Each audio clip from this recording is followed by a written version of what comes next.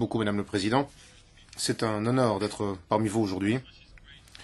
Finance Watch est reconnaissant à votre commission de poser la question de comment rétablir l'intégrité et la confiance après les scandales Libor-Euribor. L'activité financière, par nature, est un échange de promesses. Et que vaut une promesse si vous ne pouvez plus faire confiance à l'auteur de cette promesse? La réalité, aujourd'hui, et que la confiance publique dans la légitimité et la justesse des activités financières a été profondément ébranlée.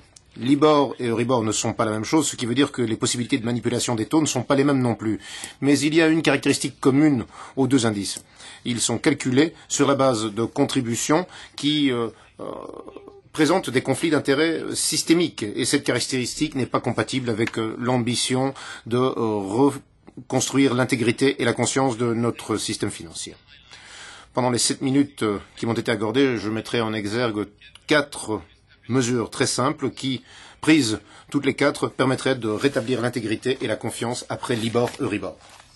La première mesure est de soumettre au contrôle public les activités financières ayant des implications pour l'intérêt public.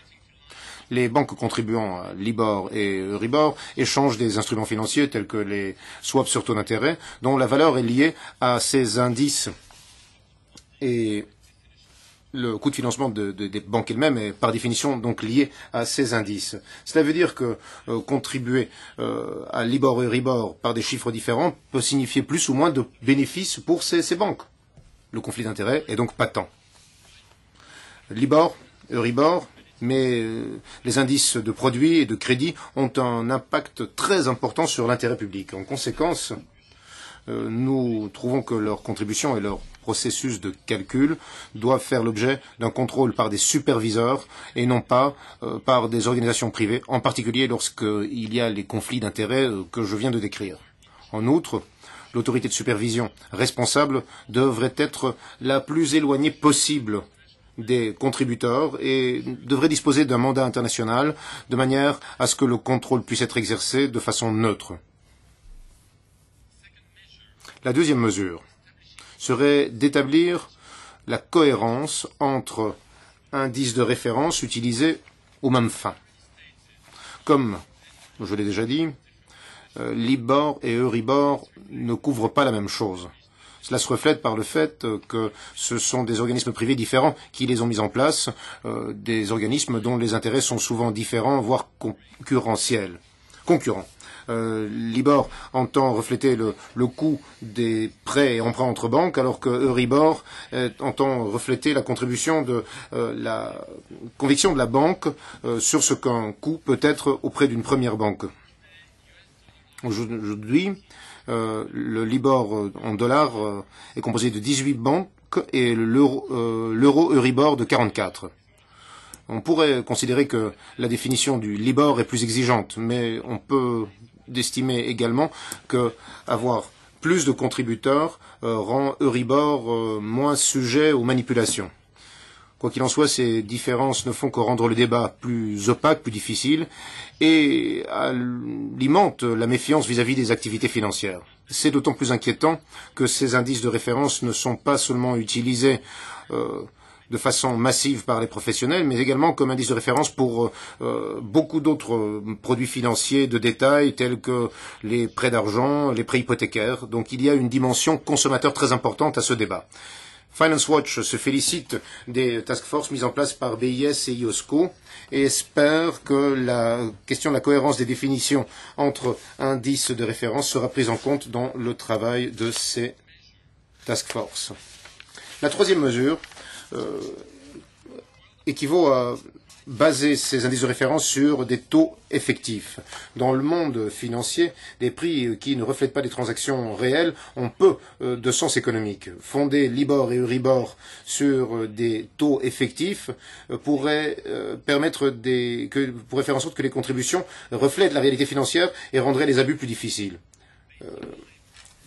Si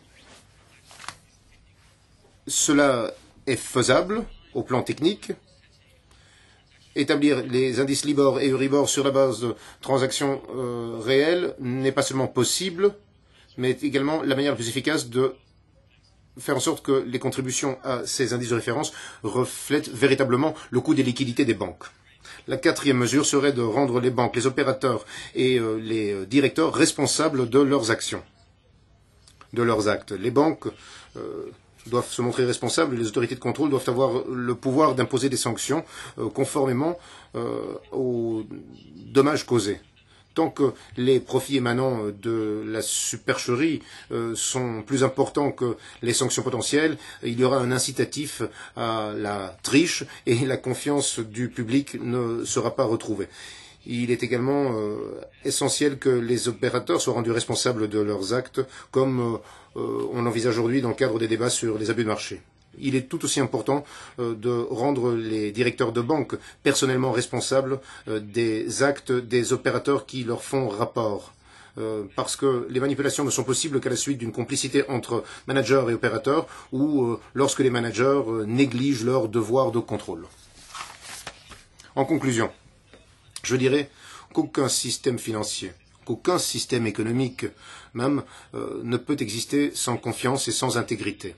Le législateur et le régulateur ont la responsabilité de prendre toutes les mesures nécessaires pour que les événements du passé ne se reproduisent pas, puisqu'ils entraînent une méfiance profonde de la société vis-à-vis des banques. Nous sommes confiants. En adoptant les 4 mesures simples que nous proposons, des indices de référence tels que Libor et Euribor, mais également les indices pour les produits et les crédits qui posent les mêmes problèmes, permettront de rétablir l'intégrité et donc la confiance dans les activités financières. Enfin, je souligne notre conviction au titre de laquelle aucune solution basée sur l'autorégulation ne permettra de relever ce défi. L'autorégulation a déjà prouvé que ce n'était qu'un oxymore quand on parle